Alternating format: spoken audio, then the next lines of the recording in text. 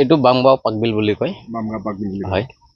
কাম মানে এইটো আপোনাৰ ফাৰ্ষ্টত যেতিয়া চালু হৈছিলে তেতিয়া কেইদিনমান দিছে পানী, তাৰপিছৰ পৰা বনেই আছে, কিবা বেয়া হৈছে বুলি শুনিছিলো। তাৰপিছত এতিয়া কেইদিন আগত বনাই চনাই গৈছে, এনে অলপ টেষ্টৰ কাৰণে অলপ ওলাইছিলে পানী, তাৰপিছৰ পৰা আৰু পানী চানী নাই। হয়, পানীটো পালে মানে ভাল হয়। আমাৰ ইয়াত বানপানী বহুত হয়তো, তো মানে চাফা পানীটো আমি খাবলৈ দিগদাৰী হয়। পানীটো দিলে মানে বহুতে ভাল আছিলে আমাৰ। আপোনালোকৰ পানী লেতেৰা গাঁও? বহুতেই লেতেৰা বানপানী সোমাই যে। এইটো আজি হৈ গ'ল 3-4 বছৰ মান হ'ল। কেতিয়াৰ পৰাই পানী নাই? নাই, ফাৰ্ষ্টতে ৰানিঙতে অলপ পাইছো, তাৰপিছৰ পৰা বন আছে পুৰা।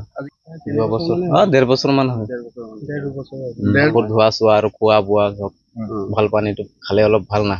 আজিলৈকে পানী নাই পোৱা। আৰু এইটো বনাইছে হলেও এইটো চাওকচোন, ইমান জংঘল আছিলে, এইবিলাক চব চাফা কৰিছে। চাফা টাফা কৰি গৈছে, পানী দিয়ে নিদিয়ে চাকৰিটো যোনে পাইছে মানে ইয়াত, এইটো কোনো দেখা পাতি নাই, ইয়াত চাফা চিকুণ কৰা মানুহ নাই, ইয়াত থাকিব লাগে না। এইটো ইমান ধুনীয়া পৰিশ্ৰম কৰি ৰাখে, ইমান পানী ধুনীয়াকে দিয়ে। তাত চাবচোন আপুনি, ইয়াত আছে আপোনাৰ আদাবাৰী বাগানত আছে, তাৰপিছত আছে আপোনাৰ জংঘল বস্তি আছে, নতুনকে আমাতকে পিছত বনাইছে। তাহাঁতৰ পানী একদম চলি আছে, ৰেগুলাৰ চলি আছে। সেইকাৰণে আমাৰ এইটো নাই। আৰু এইটো ইমান লেতেৰা হৈছে, এতিয়ালৈকে চাফাও কৰিব পৰা নাই। চাফা চুফা কৰিব লাগে, এদিন আহে দেখা দিয়ে বাছ যায়গৈ, এদিন আহে দেখা দিয়ে বাছ যায়গৈ, এনেকুৱাই সিহঁতৰ কাম। চৰকাৰক কি জনাম, চৰকাৰে দিছে, আমাৰ এইটোৱে লাগে, ভালমতে কৰি দিব লাগে কামটো। গাঁওখনৰ নাম গোবিন্দপুৰ, বামগাঁও গোবিন্দপুৰ। পানী মোটামুটি 2 মাহ দিছিলো, তাৰপিছত তো 1 বছৰ হৈ গ'ল, বন্ধ হৈ গ'ল। আজিলৈকে নাই। আজি এইটো বেয়া হয়, কালি সেইটো বেয়া হয়। মোটামুটি 300 পাইপ দিছে, নল দিছে, খুব বেছি হলে 50 জনে পানী পায়। হয়, বাকী মানুহ পানী নাপায়। এইটো বনোৱা মোটামুটি 2 বছৰ ওপৰত হৈ গ'ল। এই ক'লো নহয় 2 মাহ দিছিলো, অকল 2 মাহ। গাঁৱৰ তেনেকুৱা এটা পানী ভাল নহয়, গোটেইটো বেয়াই পানী। এইটো মানে সিহঁতৰ ফিল্টাৰটো, যোনটো ফিল্টাৰ আছে, এইটো ভালকে চাফাই কৰা নাই। তেনেকা কৰি সিহঁতে পানী দিব কৈ আছে। সেইটো পানী কি মানুহৰ খাদ্যৰ যোগ্য নেকি? তেনেকা কৰি আছে সিহঁতে। মানে চৰকাৰটো কেনেকা ভাল হয়, তেনেকা আহ্বান কৰিছো মই। মানে খোৱা খাদ্যকে কৰিব পাৰি, সেইটো সুবিধা কৰি দিব লাগে পানীটো। গাঁৱৰ অসুবিধা হৈছে? হয়, অসুবিধা বহুত, পানীৰ বহুত অসুবিধা আমাৰ এইটো গাঁৱত। এনেই পানী অঞ্চলৰ গাঁও এইটো, অলপ পানী হ'লে গোটেই কল-চল গোটেই বুৰি যায়, বানপানীৰ জাগা এইটো। আপুনি বাৰু হাড়ৰ সমস্যাৰ কাৰণে পাটনালৈ যাবলৈ চিন্তা কৰি আছে নেকি? এতিয়া আৰু চিন্তা নাই।